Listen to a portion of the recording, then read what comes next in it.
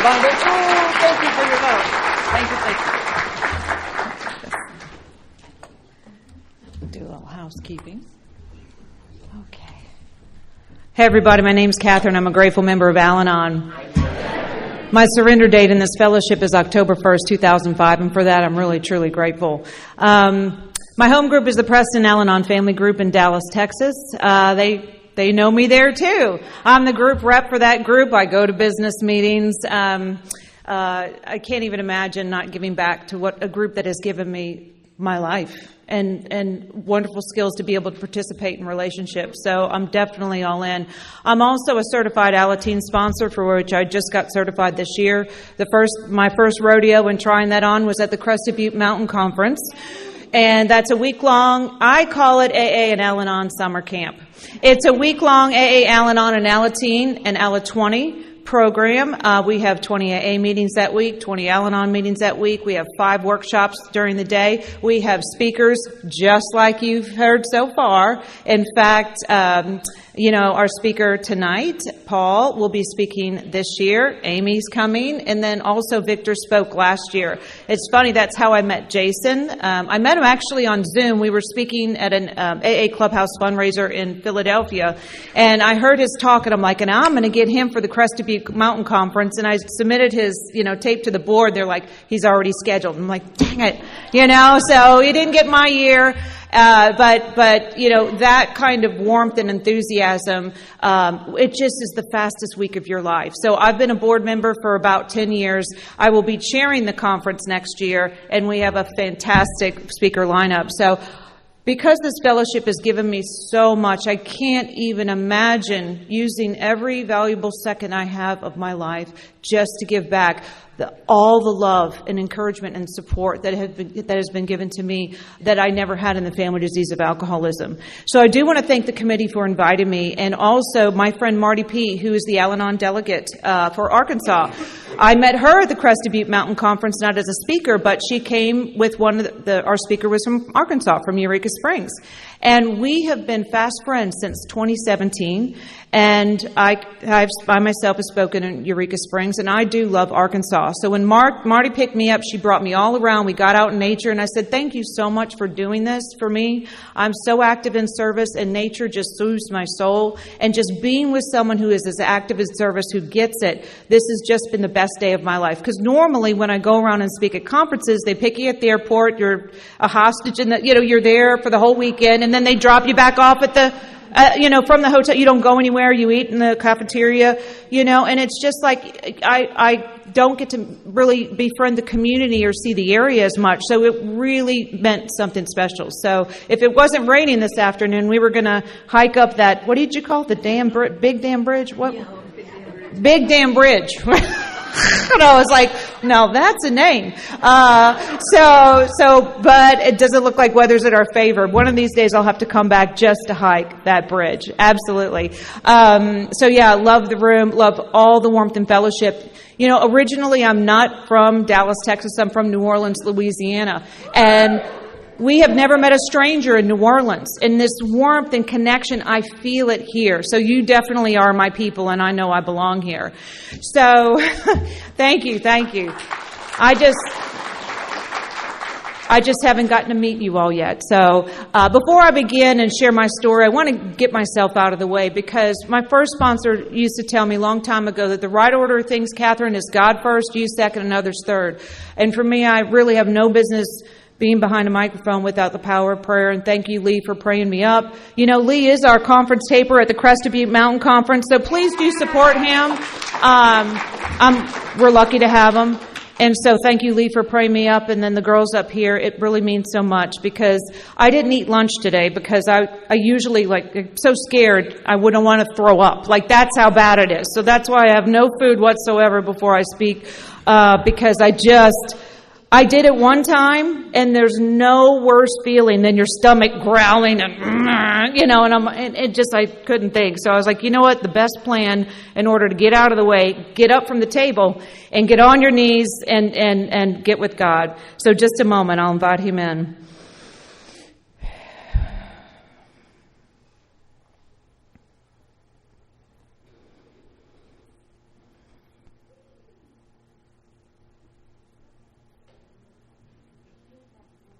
I will not mind me done. Well, alcoholism as a family disease is all I've ever known. I grew up in a violent alcoholic family home. I'm the youngest of 3 children. My dad was a blue-collar worker, an everyday drinker, just a wonderful, tough man. My dad was a very peaceful, easy, lovable drunk.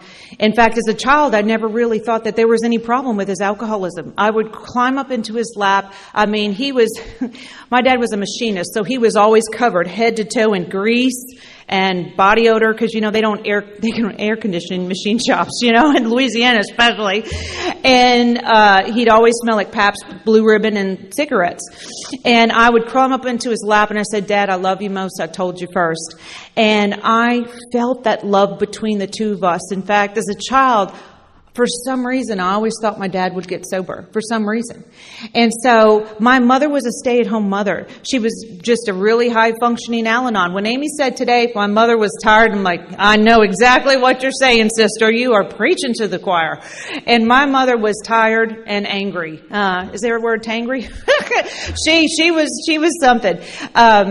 I do want to say that my mother's my best friend today. But I do have to really set this tone for the family disease of alcoholism. So my dad would wake up early in the morning, 4 or 5 in the morning, drink his black coffee, start smoking his 2.5 pack a day cigarette habit, and he would watch NPR, read his newspaper, and go to work, showered, shaven and clean, and look great. And he would work all day long, and as soon as he quit, he would strop off right at the bar, Faye's Lounge. Now, there's really nothing wrong with that. But I would see my mom as I was growing up, and she was cooking dinner, and she was getting angrier and angrier, and I would see within her this restlessness, this irritableness, and this discontent inside of her, and that started to brew as soon as I got home from school, slamming dishes, slamming doors, yelling at us, and we just wanted to stay away from her. And so at dinner time, Dad wasn't home. Well, we all knew where he was. And my mother would ask me or my 2 older sisters to pick up the phone and call Faye's Lounge, which I had that number, memorized for at least 20 years. I've forgotten it now. And I'd say, "Dad, Mom's getting angry. Could you please come home for dinner?" And he says, "All right, girl, I'll be right there." He came home and we had dinner in stone cold silence. We were never allowed to talk to my father, because how would you know that he did something wrong? So we weren't allowed to address him at the table. So we ate dinner in silence, and then it was a traditional family. We girls cleaned up the kitchen, closed it down, and then Dad went and sat in his chair, continued to drink his beer, smoke his cigarettes. We did have a kegerator at home, because that was one of the solutions. In Al-Anon, we have a saying, if you think our problems are bad, you should listen to our solutions. So my mom thought it would be a better plan to have a kegerator at home to try to get him home earlier or keep him home, but that never worked. So Dad would just continue to drink until we would pass out, and it was just a miracle the house didn't burn down. He'd always pass out with a cigarette in his hand, And then finally he would wake up, he'd do one of 2 things. He would pee in the fireplace or the hall closet, and then he'd go to bed. And now that's just the way it was in my household. He'd always confuse the closet or the fireplace for the restroom, which he would pass on the way to bed. And after when my dad passed out, there was no waking him up. He was just gone pecan.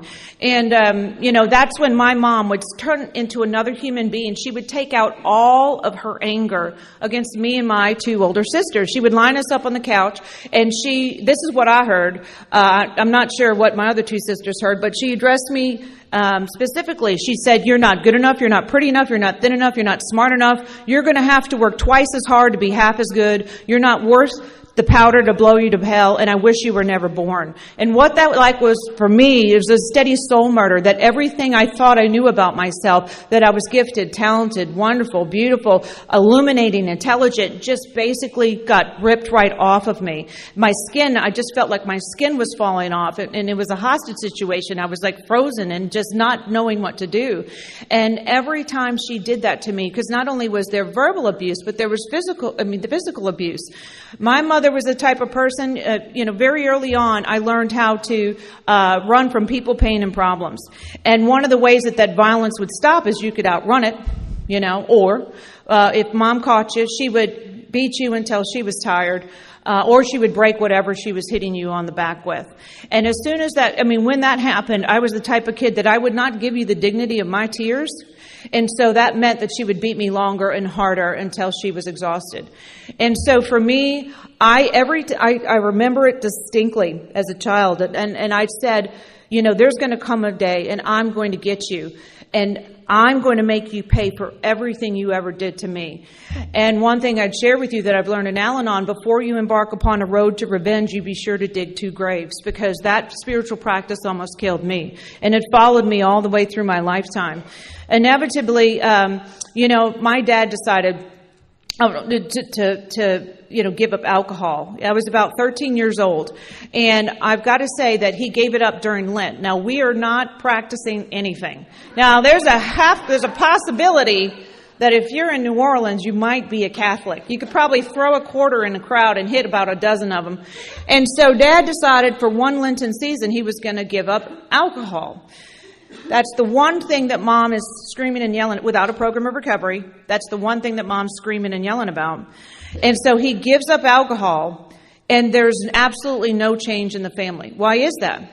It's because there's no Alcoholics Anonymous, because the traditions we learned growing up in the alcoholic family home are, I know how to hate, I know how to hurt, I know how to judge, I know how to criticize, I know how to keep score, I know how to take your inventory, I know how to use guilt and shame in order to manipulate you, and if all else fails, I'll beat you senseless if you don't. And violence always worked.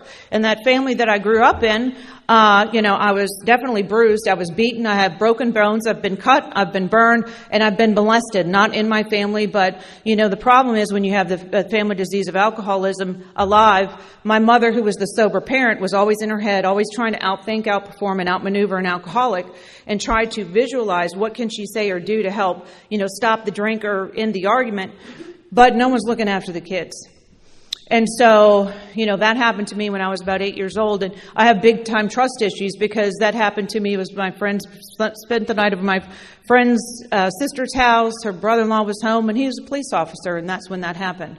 And I have big time trust issues. And very early on, I learned how not to talk, how not to trust anybody, and how not to feel. So I started burying those emotions. And why is that? It's because frozen feelings buried alive, well, first of all, they don't die, but frozen hearts don't have to feel pain.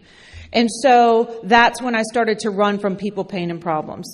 And I visualized this. There's actually a word for this. I put my game face on, and I would act as if nothing ever happened to me.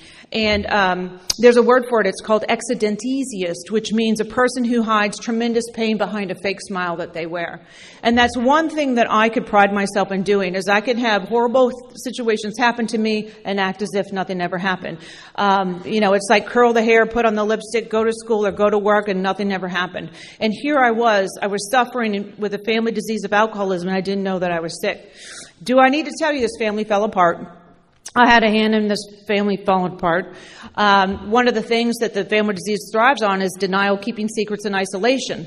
Well, because I've been keeping score on my mother for a very long time, and I've been waiting my lifetime to report her behavior, I had found out from my sister that she was having an affair with another man. As if it was any of my business, I decided to call a family meeting. Well, my mother was not invited to this meeting. This is the only family meeting we had. Well, we had total of two. This is the first one we ever had, and I'm in charge. Watch out for that. As if it was any of my business, I went to my dad and I said, my 2 sisters were there too. They had nothing to say, which I don't know where that came from. And I said, Dad, I hate to tell you, but Mom's cheating on you. And he said, cheating on you? I'm cheating on me. I said, yes, she's cheating on you with lots of men.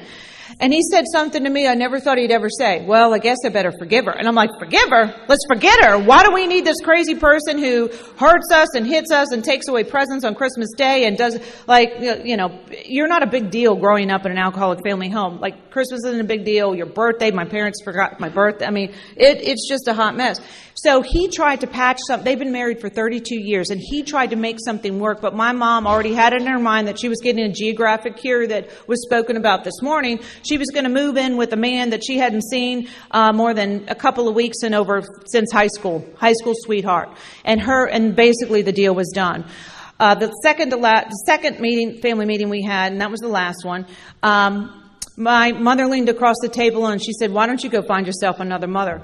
And I said, if you leave here today, you're going to die an old, lonely woman. No one's going to care about you. I'm not going to spend 2 seconds thinking about you, and I hope you drop dead.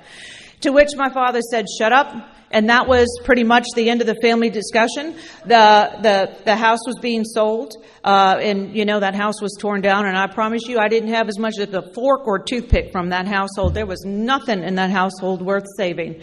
And I came home one day because my dad pretty much said, he said, you know what?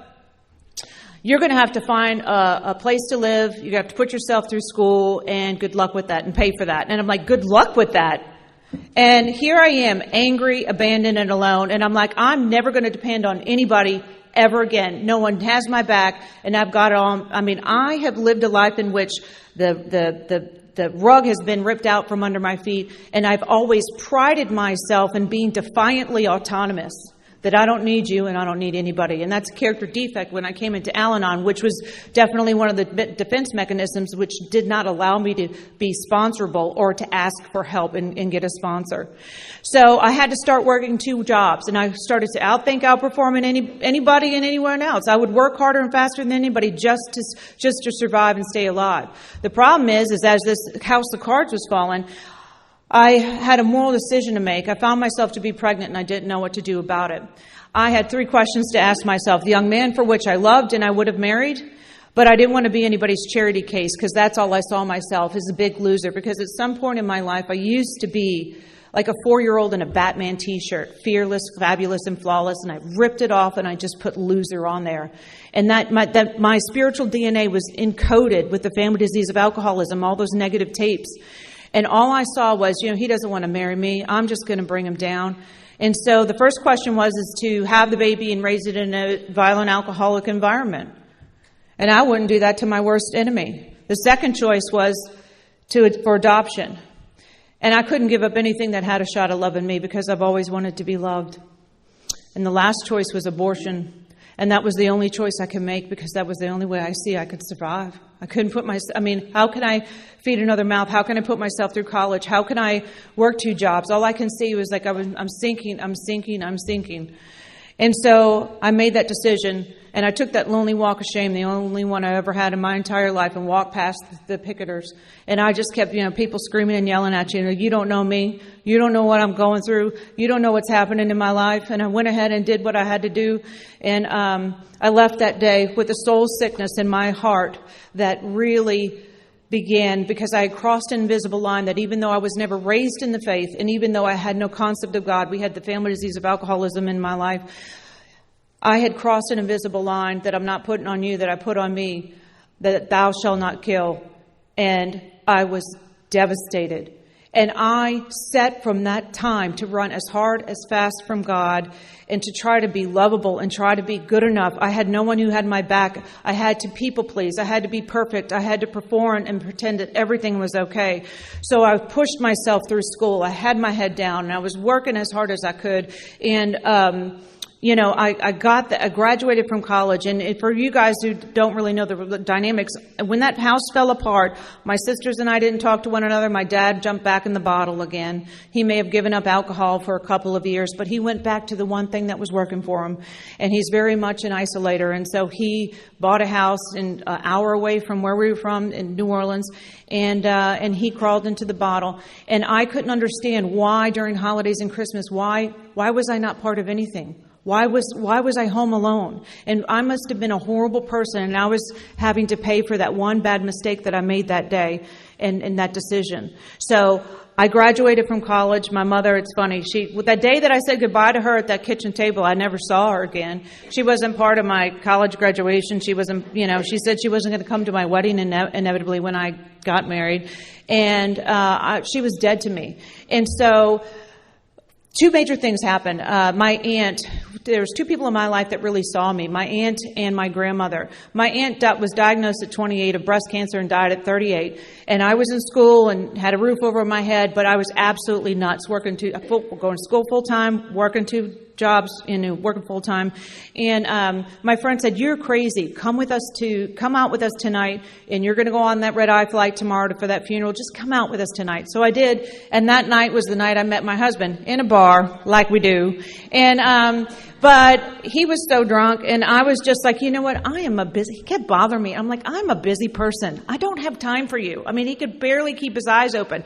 He said, tell you what, give me your phone number, and I'll leave you alone. I said, fine. So I said it faster than I'm talking today, and I left the funeral. I never thought I'd ever see or hear from him again. But I went to the funeral, I came back home, and he called me 8 times. 8 caller ID. I was like, who is calling me? Like, no one ever called me because I was nowhere but school, work, and maybe the grocery store, and that's it.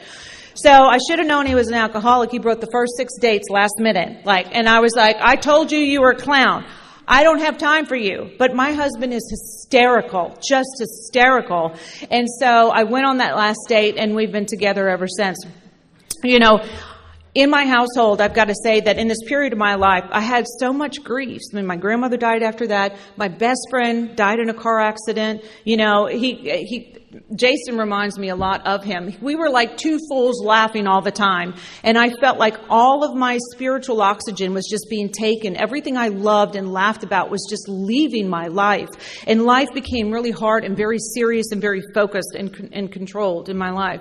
And so once he was gone, and I started dating my husband, you know, his drinking did not look like a problem to me. He was a binge drinker. I grew up with an everyday drinker. Father Martin, that I heard in the Chalk Talks and about this morning in Amy's talk, he said, and I used to watch Chalk Talks, he said, you identify an alcoholic by the one that you know. Well, my dad was an everyday drinker, woke up early, high functioning, passed out by 6:30 p.m., and peaceful drunk, and you'd see him the next day, and that was it. But my husband, and to-be husband, he was a binge drinker. He could have several days without any drinks and everything was fine. I thought that that was normal because, I didn't have any time or money to go out. So I thought that, this is just a phase. Well, I didn't know that alcoholism is progressive. It's cunning, baffling, and powerful. Without help, it's too much for us. So I didn't have any history with alcoholism. My grandmother told me before she died, she said, Catherine, just because that boy gives you a ring, don't you dare move to Texas. And I said, oh, Grandma, I got to figure out my lane. I need to make friends. I've got to grow relationships at work. I've got to figure all these things out. Well, that's how I edged God out. That's a sign that, there is no room for God. And so I did move to Texas May 7th, 2001. And let me tell you, that night I knew I was in trouble. We emptied out the moving van, and my fiance at the time said, okay, well, it's Tuesday night. I'm going to this bar. And I'm like, well, he wasn't inviting me. And I was like, well, wait a minute. Isn't this what we've waited for? And he was like, no, Tuesday's this and Wednesday it's progressive. And so I try to be patient and long-suffering, like 2 Wives chapter. And let me tell you this, that when you take the girl out of New Orleans and you put alcohol in between her receiving love, connection, compassion, communication, and everything I've always wanted, it is war. And all of those weapons of mass destruction that I learned in the family disease of alcoholism started to come out. And this is before we're even married. And so I look back on my life and I see the fingertips of God all over it. My first friend in the city of Dallas was a sober member of Alcoholics Anonymous. Is that odd or is it God? It's totally God. And I was thinking that what's important is on the outside. So I was running SMU Stadium bleachers with her at 6 a.m. before I reported to work. So I was just trying to get fit for the wedding and look the part. And I was having to bail on her. I was like, I got to go. And, at 2 or 3 in the morning, I'd call her and say, I'm bailing him out of jail. He's in jail over here. He was a drunk driver, so he was always getting in jail. And one day she said, Catherine, have you ever heard of Al-Anon? I said, no. And she told me what it was.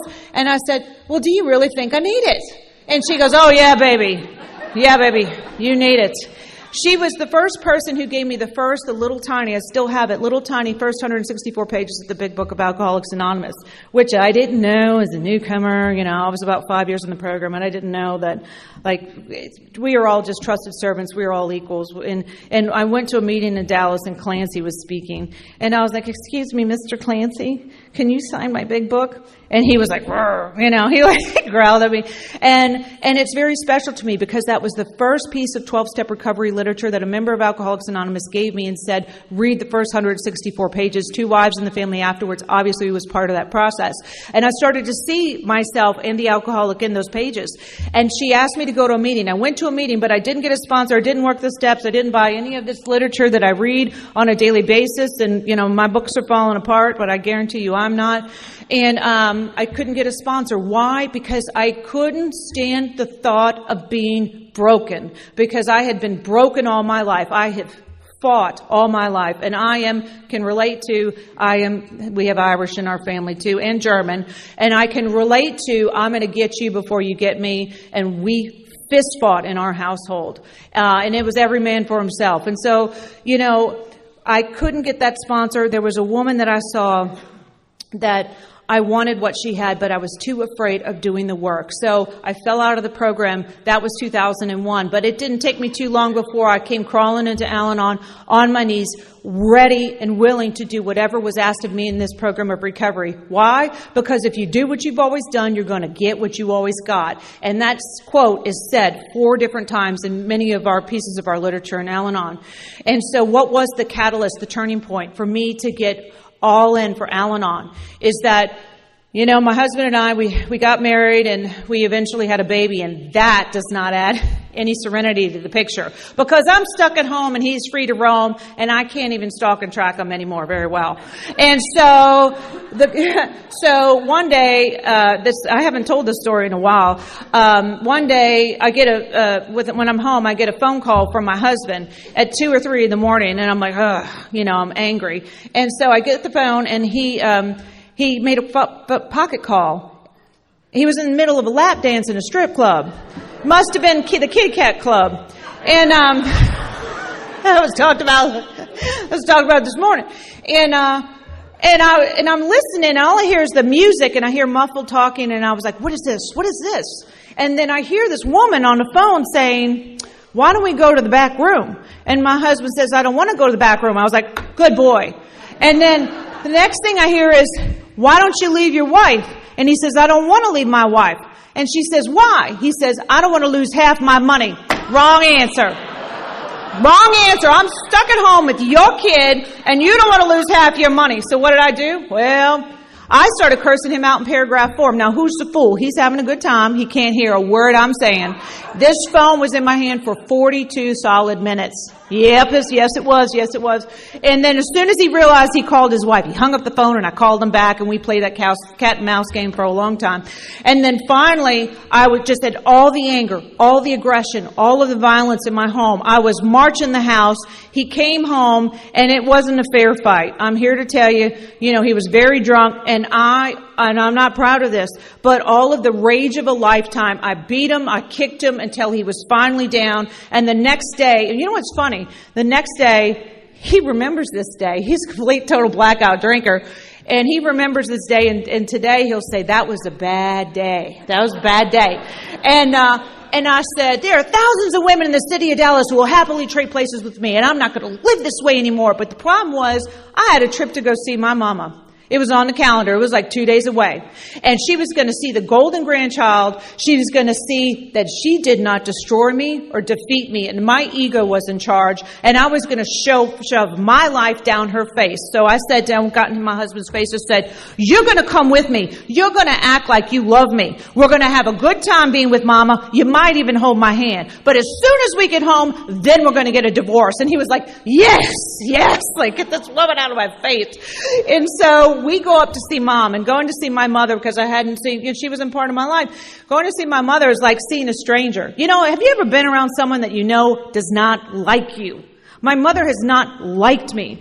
And so, silent scorn, silent rage is still rage. So because it was a family situation, she behaved herself reasonably well, and she gave me one of those butterfly hugs that you could fit a couple people in between you. But the trip was somewhat fine, and as soon as we got home, it wasn't that night, but it was the next night, my life changed on a dime. My husband had another important business meeting, but it wasn't at the strip club. He went to a sports bar, and that night he was physically assaulted at the bar. He got a severe brain injury by being punched. He was punched.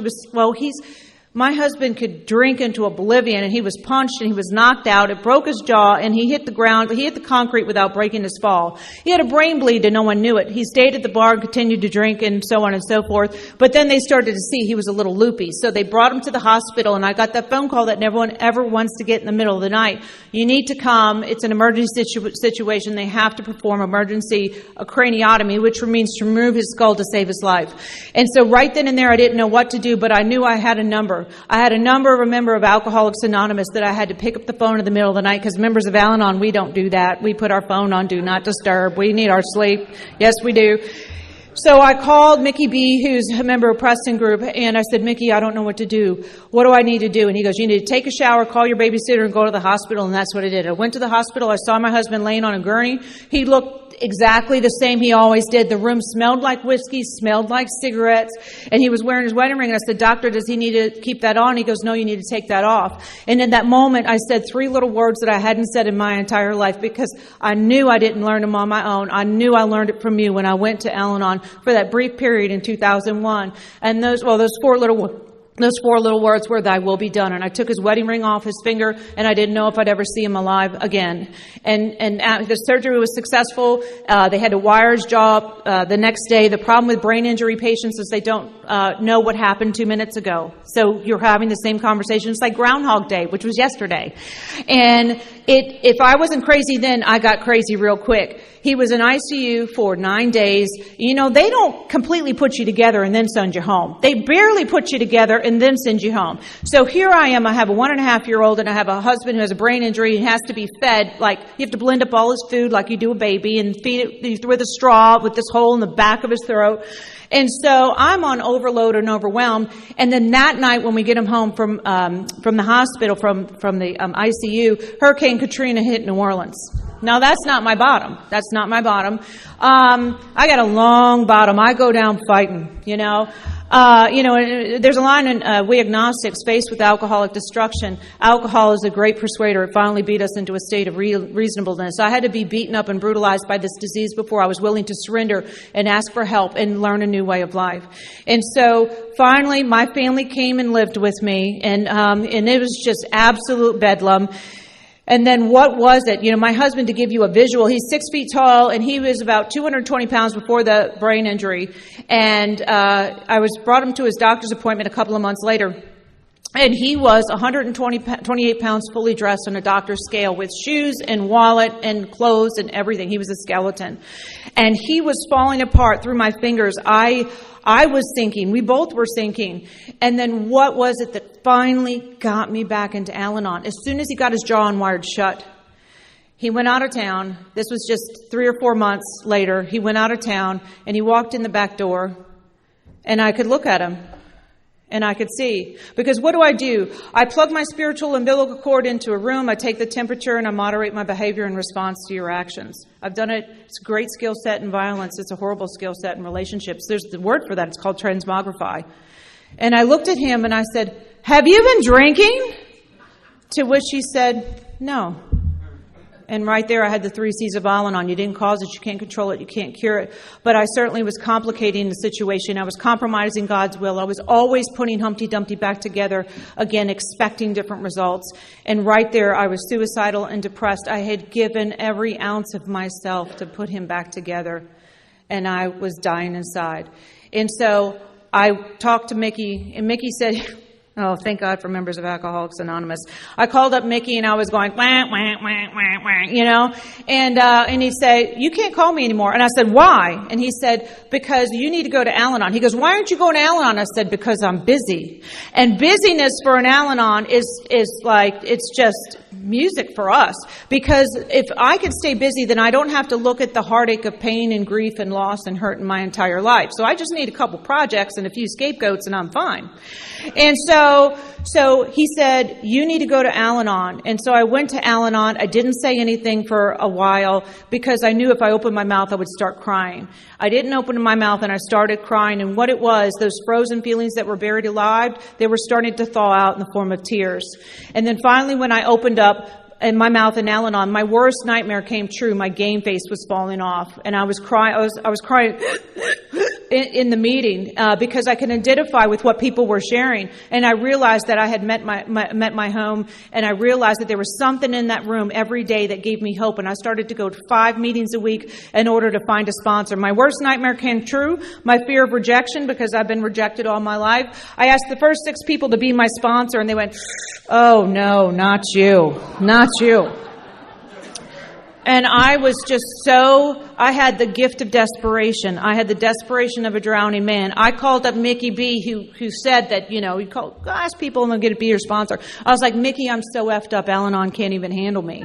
And he goes, what's wrong with those Al-Anon women? Because in Al-Anon you learn to say no, right? And so finally, rejection is God's protection. I realized that the woman that I wanted, I had seen her in 2001. I didn't know if she was dead or alive. She was old enough to be my grandmother. I finally found her in a meeting, and I want to share with you that I was in a place of spiritual, mental, physical, and emotional deprivation. And also, I was missing the gift of laughter, kindness, warmth, love when you have a newcomer in your meeting. I was missing that my entire life.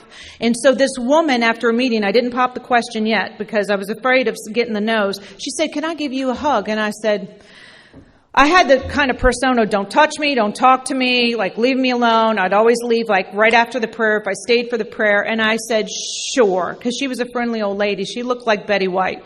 And she held on to me and she wouldn't let me go. And I fell apart. I felt her love in my heart, and it lasted maybe a minute, and I pushed her off of me, and I said, thank you very much, and I ran down the hall and to the parking lot, and I was just bursting out in tears because I realized that was the one thing I have never gotten, which was love. And so she told me, I asked her to be my temporary sponsor. She was my temporary sponsor for over 10 years in this program. She told me two things that cut me like a knife. She said, Catherine, you cannot access the joy unless you're willing to walk through the pain, because pain is the only knife sharp enough to cut through denial. If you've got one more plan, one more thing to figure out, God cannot work in your life unless you're in surrender and powerlessness. She asked me every day because I didn't have a concept of God that I could do business with. We Agnostics is one of my favorite chapters. But she asked me to write a gratitude list every single day, because gratitude is, everything that is good in my life is from God. So I wrote a gratitude list every single day, and I wrote a powerlessness list every single day, which is my outward symbol of my inward desire to let go and let God into all of my affairs, not some of my affairs, but all of my affairs. Then she brought me into step 2. She said, Catherine, is sanity and serenity even possible in your life? She said, the right order of things is your recovery triangle, which is on the back of every one of our books here, and in A2. It's God first, you second, and others third. I had my recovery triangle turned upside down. Everybody else was first. There was never time for me, and there was zero time for God. I was on overload, overwhelmed, and overdrawn. And it is not a wonder why I was angry and pissed off all the time, because I was abandoning my own needs and I didn't know how to take care of myself. And so also she gave me the gift of the 5 G's in Al-Anon, which are get off of their back, get out of their way, get on with your life, get to meetings and give them to God. She said, Catherine, the battle's not yours, it's God's. If you would step aside and let God's will be done, you free yourself from anxiety and a mistaken sense of responsibility that you need to live anybody else's life but your own. What a freedom and what a joy and what a happiness that was. She told me that, she said, Catherine, you don't have to show up to every fight that you're invited to. And I was like, these Al-Anon people are geniuses. And I was like, I have never found a fight that I've fought all my life. Why would I not get into a fight? And she said, because you don't fight fair. Because as soon as you get into a fight, you go straight to destroy. And I learned it from the very best, my mother.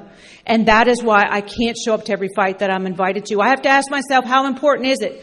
Is losing my sanity and serenity, is what I'm about to fight out going to matter in 2 minutes, 2 hours, 2 days, 2 years, or 2 months, whatever? It doesn't meet the 2-2-2 rule. I drop the drama because the drama is in between my ears.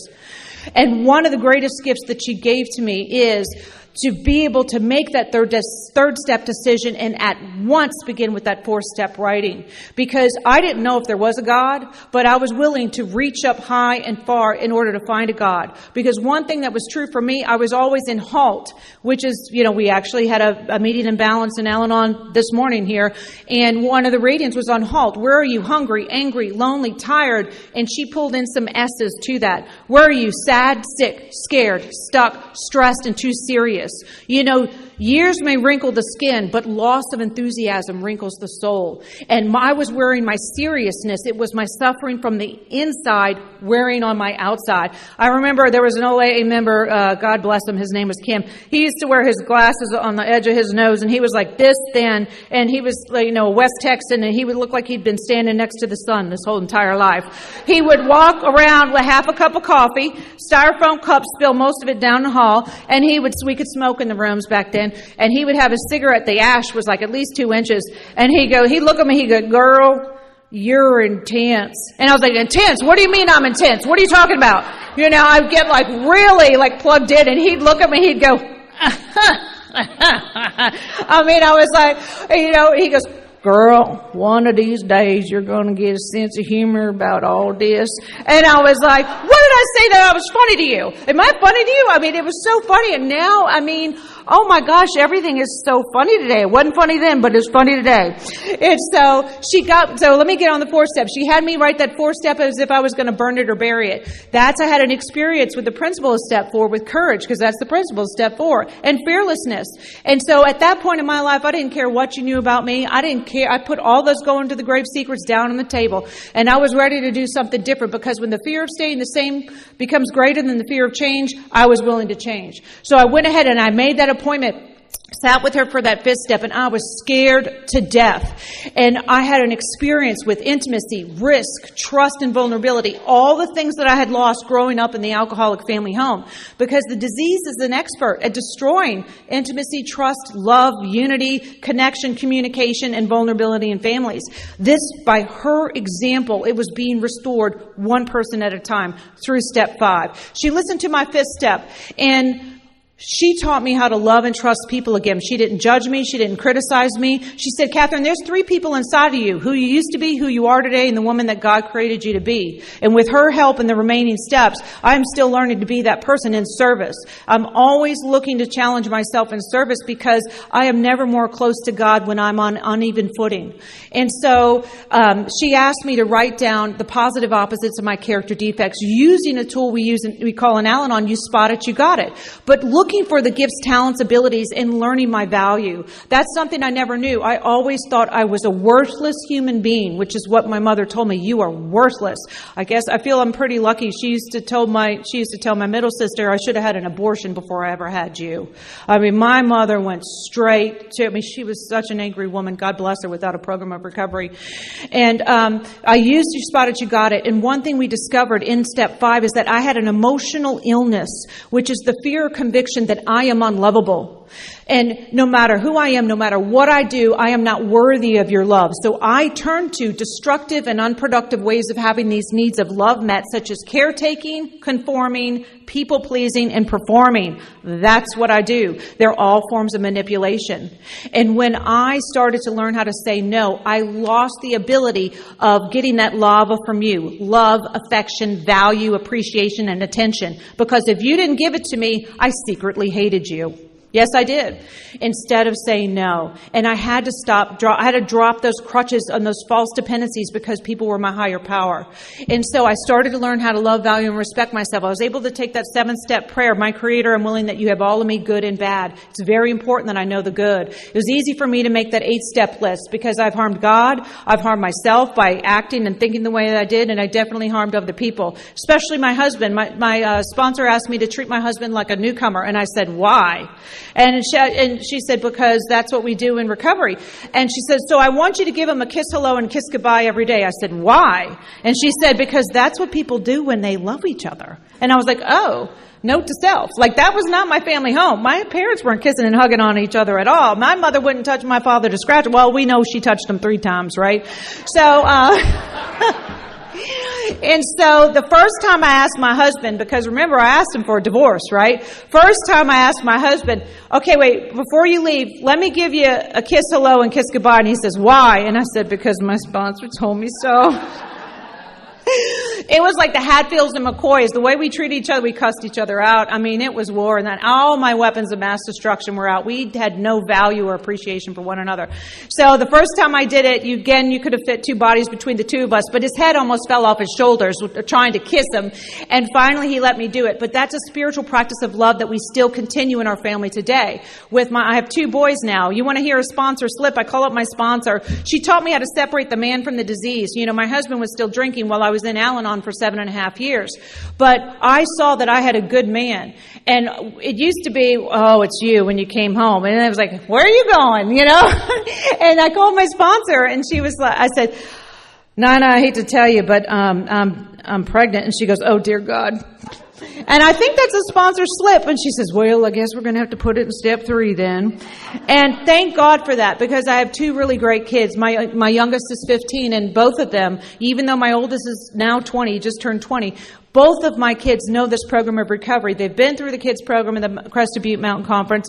And because of 12-step calls and work with sponsees, and because I go around and speak and I say yes to service requests, these kids know these steps, and the practice and the principles of this program is alive and well in our household. What a gift is that you taught me how to act my way into right thinking instead of think my way into right acting. And so many people ask about my mother. That was a really hard one to do, because I had a blind spot with my mother and the violence. All I did in my first year, my 4th step, was just between me and my husband, because that was the active alcoholism in my home. And so my mother finally came up. My mother-in-law was treating me like my mother. And finally, I had a rage and revenge and all of those. I had that spiritual awakening where life was great, and I felt so much love in my household, in my home, and in my home group. And when the rage came back, I knew I had to do another inventory. And so I did another inventory, and I had to go through, everything that Mom did. And my sponsor said, okay, well, let's write down 3 qualities of what a loving daughter looks like. And so I said, well, she probably calls her. She probably, has a relationship with her, and she probably sends, gifts on time. She goes, okay, we'll work with that. And I said, work with what? And she goes, I want you to call your mother every week and tell her that you love her. I said, I'm not doing that. And she said, why? I said, because I won't do it. And she said, why? And I said, because I'm not going to do it. And I was on the phone, and she says, Catherine, I don't know how you're going to do it, but you're going to have to find a way. And she hung up on me. And I was pissed. And so I was marching around my kitchen, and finally the idea came. I'm going to call my mother and tell her I love her, because I know it's going to hurt her. And that's exactly what I did. Out of revenge, I was ready to stick it to her. So I pick up the phone, and I called my mom, and my mom hates everybody. So she's up north. She's still up north. She's now in Pennsylvania. And so she takes everybody's inventory, and I'm on the phone just listening, because I used to have a listening illness, but you guys taught me how to listen and learn in meetings, so I'm just listening to her. And so she went on about 30 minutes, and I said, wait, Mom, I have something to tell you. And she said, what? And I said, I love you, Mom. And she hung up on me. And I was like, yes, that worked. And I would just say, gave me the energy to call her the next week and the next week and say, I love you, Mom. Well, she got to, we love you, and no one's in the room. And then she finally got to, I love you. Well, that wasn't the, are these extravagant promises moments for me. That wasn't it. When the second child was born, my mother and her new husband, which that man he just really did the Lord's work. I got to tell you, he really untreated Al-Anon as an alligator. And they came down and to meet the second child, and because my mother was never part of giving birth many of my kids, so my son was a couple weeks old, and we had a nice time. And I took him back to the airport. It was the first time we ever had a visit for 4 days in the same house. And I took it back to the airport. My husband and kids weren't home, and I sat down, and I felt this feeling of emotion come over me, and I didn't know what that was. And I know you guys taught me to get still and ask God, what is this? What is this? That's what I did. And I realized in that moment that I missed my mom when she was gone. I always prayed that she'd drop dead, and I always prayed that she'd get out of my face. And in that moment, I realized that I missed my mom when she was gone. And tears came down my eyes, and I was home alone in the house, and I realized that God had done for me that which I couldn't have done for myself, that God had taken out that trash and given us a new beginning. And so my mom, since fast forward, my mom has Alzheimer's and dementia, and she got a divorce from that wonderful man that he married. The paranoia, she's a hoarder too, and so she would forget, she would hide things, and then they would appear, so she thought it was a cat and mouse game. So my mother got divorced at 77. She bought a house, and she was living in Pennsylvania for a couple of years, and all the snow, and she had a very narrow pathway to get from room to room, and she would sleep in it because of the hoarding. So finally, me and my sisters decided, we need to bring her back down south so that we can keep an eye on her. And I bought a house for my mom, sight unseen. I bought a house. It was the most expensive purchase. I've never even been to that house. I bought a house because I don't want to lose one day of being able to share with my mom how much I love her and accept her. And why is that? Because of Step 9, Living Amends. I was going to be one of 3 things: a victim, a villain, or volunteer. Yes, I was a victim of this disease many years ago, but I'm a villain wanting to make her pay back all of the things she ever did to me. And I was volunteering by transmitting the family disease of alcoholism to my kids, because they're not listening to what I say, they watch what I do. I think we heard that this morning. And so every single day is a day in which I tell my mother that I love her, and my father too. My dad, surprise, you guys taught me to look for my miracles. My dad got sober at 78. He gave up alcohol for Lent one more time, still hadn't stepped foot in the church, but that's all right, And what it was is that my dad, he had to have open heart surgery. He had to have a lot of procedures done, and they wouldn't operate him on him because he got the shakes at 9:30 in the morning. My dad would drink a case of beer every single day. And he was not going to allow any hospital put him into treatment. So he called me during Lent, and he said, "Guess what I gave up during Lent?" And I said, "What's that, Dad?" He said, "I gave up buying beer for Lent." And I was like, "Well, what does that look like, Dad?" And that looks like you have a garage full of beer. And so he was able to put one beer down at a time. And he asked me, I have two sisters that live in New Orleans and I live in Dallas. He asked me, "Would you please come fly down here and take care of me while I'm going to have open heart surgery?"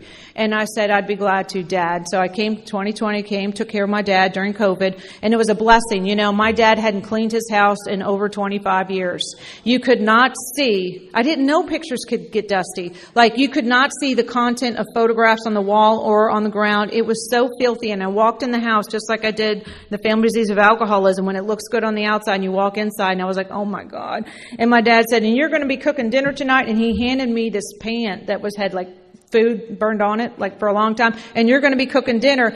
And I was like, "Oh, Heavenly Father." I prayed it. And he hands me a paint scraper to get the stuff.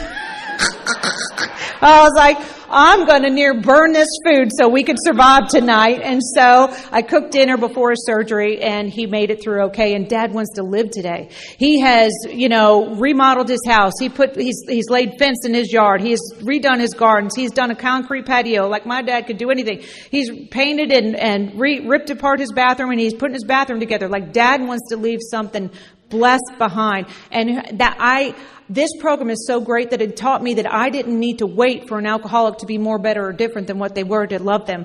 You guys taught me how to love the alcoholics just the way they are. What a gift that was.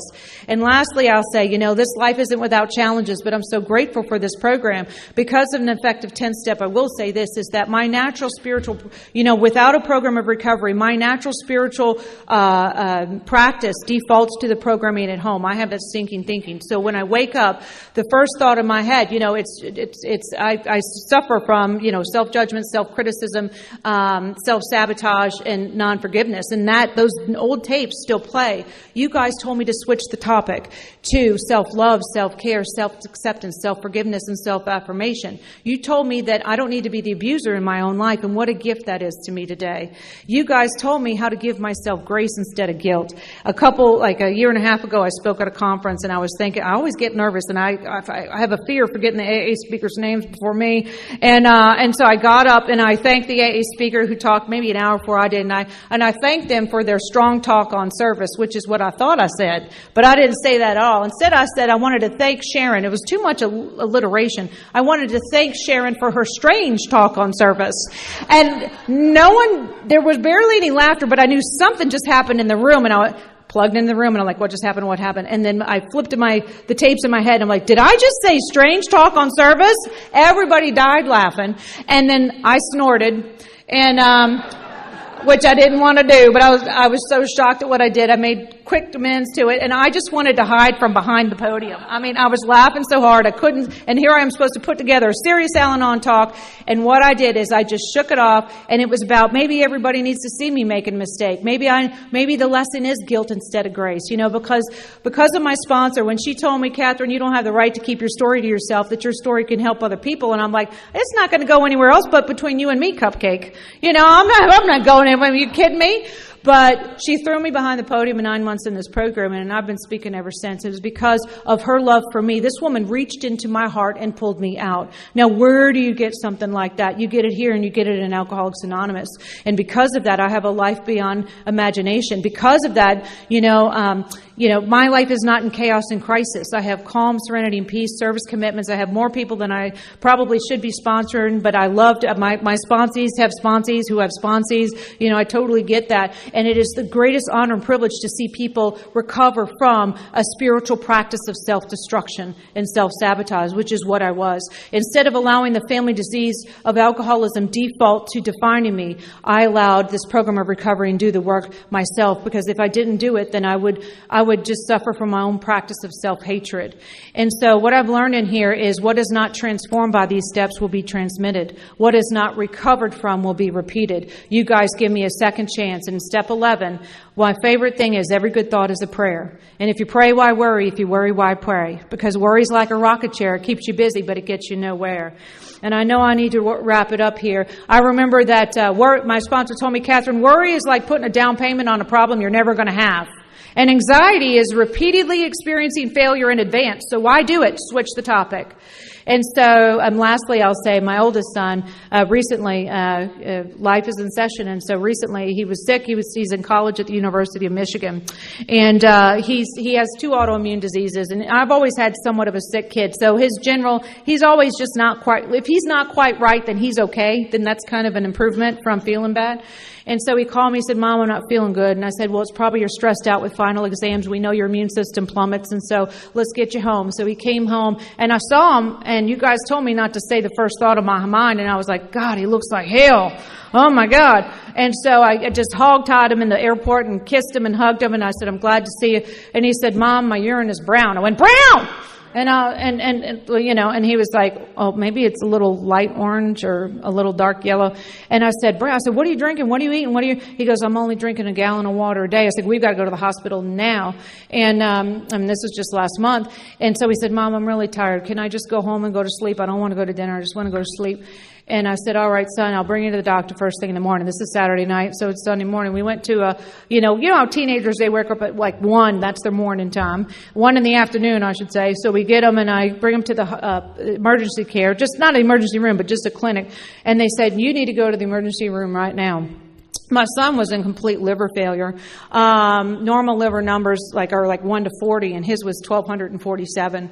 He had gotten mono, and he didn't know it, and he didn't even have as much of a fever, and his spleen was enlarged, and he was in complete total liver failure, not related to alcoholism. Even though he lives in a frat house with 30 other guys, it had nothing to do with alcohol. And so he was hospitalized for 5 days, and he made it through. But when he got out of the hospital, my Al-Anon just kicked in, not in a good way. My untreated Al-Anon kicked in. As soon as my boy, he went out and got himself something to eat. He came back with a big old bag full of Cane's fried chicken with French fries and everything. He's in liver failure. He goes, Mom, they didn't say that I needed to restrict my diet. And he's a physically fit kid. And I was like, you're in liver failure. He said, well, they wouldn't release me from the hospital unless I'm completely well. And I'm like, no, son, that ain't true. And so my skin was falling off. And you guys told me not to say what I needed to say to my son, which wouldn't have been nice. You told me to go call an Allopal. I called my friend who's, 50 years in Al-Anon. And I said, my son is a fool. And then I said, but you can't cure 19. And what I discovered in this process, and is very similar to alcoholism, is he who cares the least has the most power in the family. And I realized that I had to step aside and let God's will be done to free myself from anxiety and a mistaken sense of responsibility. And I had to watch my kid hit the brick wall, suffer for another 24 to 36 hours before he was willing to get up and go to the doctor. And finally, he asked me, Mom, would you please bring me to the doctor? I said, yes, son, I'll bring you to the doctor. And they said, unless you change your habits and take care of yourself, you're going to be readmitted because at this point you might have meningitis or encephalitis. And so it was just really about the 5 Gs and letting go and letting God. I'm grateful today that my son is doing well. He's on the low end of high, and he's back at school. But one of the things that he said, Mom, it's really hard to see your kids hurt, just like it is to see an alcoholic hurt. He said, Mom, I'm not even 20 years old, and I've got 2 autoimmune diseases. I'm in liver failure. I have hepatitis C, but it was really actually autoimmune hepatitis. And he's like, I'm not even 20 years old. And he said, this really, really sucks. And I said, son, I know this is a lot that you need to deal with, but the biggest gift that this program has given me is to allow this kid self-advocate. And it's a big-time job for someone who's now 20 years old, having to go to the doctor and, up there in Michigan by himself, but he is doing it. And that's what you guys taught me. When I came to you, I was in HALT, hungry, angry, lonely, tired, sad, sick, scared, stuck, and stressed. You guys told me to switch that acronym for HALT to have a laugh today. That's what it means, have a laugh today. And you guys gave me a sane, serene, spiritual, and satisfying life. What a gift that is.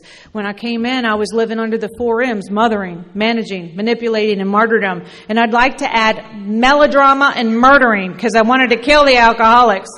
But you guys told me to stick to my meetings, expect a miracle, take my medicine, do my reading, prayer, and meditation, and things would change. And if only I would sit on the 4L slogans, listen and learn, live and let it begin with me, and let go and let God, movement would happen in my life. I'd like to add love to that, because love has been the greatest gift that you guys have given to me. Because Al-Anon is physical therapy for the soul. It aligns my attitudes, my behaviors, my perspectives, and my principles I live on, so that I can be a joy to God today. That's one of my prayers. God, may I be a joy to you today. So I want to close with this prayer that this poem that my first sponsor, after she died, I lost her in 2020, and there was no greater grief that I've ever had is to lose this woman who gave me this gift of recovery and these weapons-grade people skills that she taught me. And this poem is called Love by Roy Croft. And it says, I love you, not for what you are, but for what I am when I am with you. I love you, not only for what you have made of yourself, but for what you are making of me. I love you for the part of me that you bring out. I love you for putting your hand into my heaped up heart and passing over all the foolish and weak things that you can't help but dimly see there. I love you for drawing out into the light all the beautiful things that no one else had ever quite looked far enough to find. I love you because you have done more than any creed could ever done to make me good, to make me more than any fate could ever done to make me happy.